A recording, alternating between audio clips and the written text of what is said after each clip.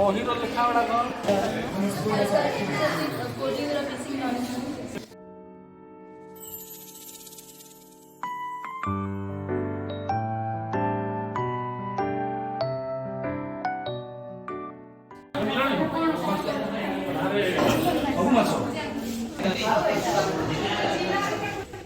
विश्व मातृभाषा दिवस फेब्रुआरी 3 ରୁ 5 तारिख मध्य अनुष्ठित होब।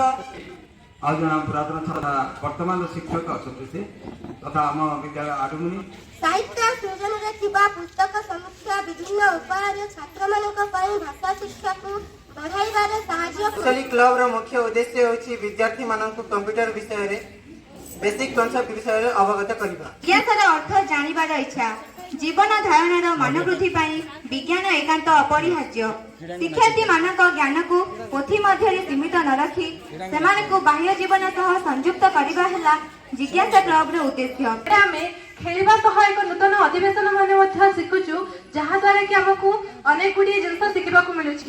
एई प्रदर्शनी हेउ संजीवनी समय सुवारे सुबुथाउ पदध्वनि।